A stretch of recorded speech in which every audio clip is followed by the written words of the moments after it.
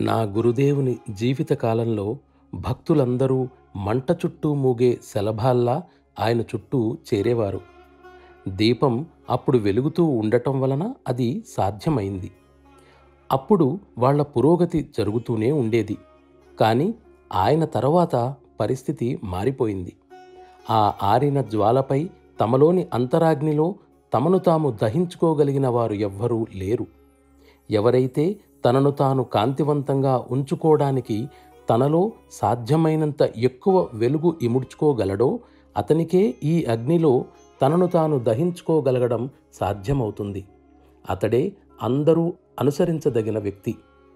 ఎందుకంటే ఆయనలో తమను తాము దహించుకోవడానికి అవసరమైన అంతరాగ్నికి లోటు ఉండదు.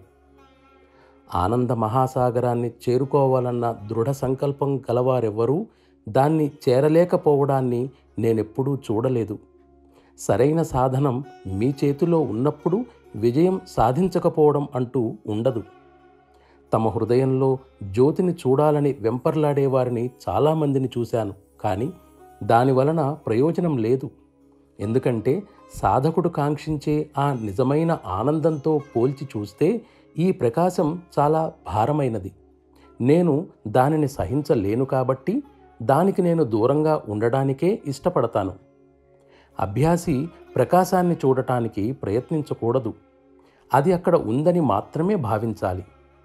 మనం అనుకునే జ్యోతి నిజంగా సత్తత్వం యొక్క నీడ మాత్రమే కానీ సత్తత్వం కాదు. మనం సాధించవలసినది జ్యోతిని భౌతిక రూపంగా గల నిజమైన సత్తత్వం. మన సాధనలో మనం అనుభూతి చెందుతాం, కానీ దీనిని అనవసరమైనదిగా భావిస్తాం. నిజానికి చిట్ట చివరికి చీకటి కానీ వెలుగు కానీ లేని స్థితికి మనం చేరుకోవాలి.